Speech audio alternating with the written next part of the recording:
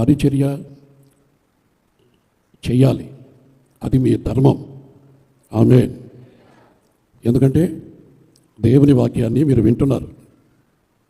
దేవుని వాక్యాన్ని మీరు వింటున్నారు. మీరు ఆశీర్వదించబడుతున్నారు. ఈరోజు కూడా మీరు బ్రతికున్నారు. అదే మీకు ఆశీర్వాదం. అదే మీకు మీ పిల్లలకి ఆశీర్వాదం. మేము ప్రార్థన చేసాము, అందుకని దేవుడు మమ్మల్ని ఆశీర్వదించాడు అని చెప్పని అనుకోబాకండి. దేవుని యందు భయభక్తులు కలిగి ఉండటము ఎలాగో నేర్చుకోండి. నేర్చుకున్నటువంటి వారైతే మీరు దేవుని మందిరానికి చాలా త్వరగా వస్తారు. అయినా మీకేం మేకప్ లేవు కదా. మగవాళ్ళకి కానీ ఆడోళ్ళకి కానీ ఈ పెంతెకోస్తు అనుభవం, పరిశుద్ధాత్మ అనుభవంలో నడిపించబడుతున్నటువంటి వారికి ఉదయాన్నే మేకప్లు ఏముండవు. 4 సార్లు మొహం కడుక్కోవాలా, సోప్ అరిగిపోవాలా, దాని మీద క్రీమ్ పోయాలా, దాని మీద మరి పౌడర్ కొట్టాలా,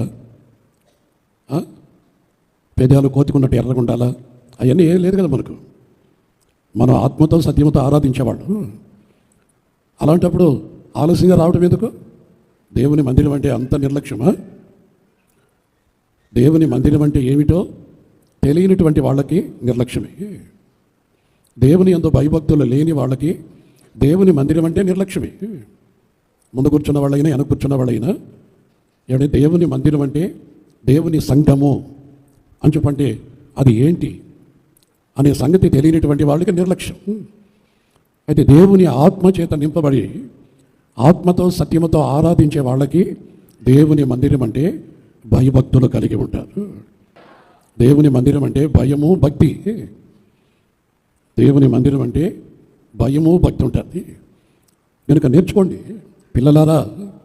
ఇంకా శివుడి గార్చుకుంటా వెనకరుతుకుంటా పాలతోనే బతుకుతాము, బలమైనటువంటి ఆహారం మాకు అక్కర్లేదు, మాకు నోట్లో టీవులు పెట్టి పేషెంట్ల మాదిరిగా పాలు పోయింది చాలు, ట్యాబ్లెట్లు కూడా రంగరించి దాంట్లో పోయింది.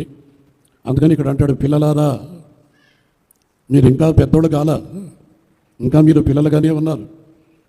అందుకని వాక్యం అయ్యున్న దేవుడు అంటాడు, ఈ ఆరాధనకు వచ్చిన వాళ్ళల్లో కొంతమంది, అందరు కాదండి, కొంతమంది ఇంకా పసిపిల్లల మాదిరిగానే ఉన్నారు, పాలు తాగే వాళ్ళ మాదిరిగానే ఉన్నారు. కనుక వాళ్ళతో పరిశుద్ధాత్ముడు అంటున్నాడు, వాళ్ళ జీవితాల్లో ఏం జరుగుతుంది అని చెప్పానంటే ఆయుష్కాలం తగ్గిపోతాడు. బాగా గమనించండి.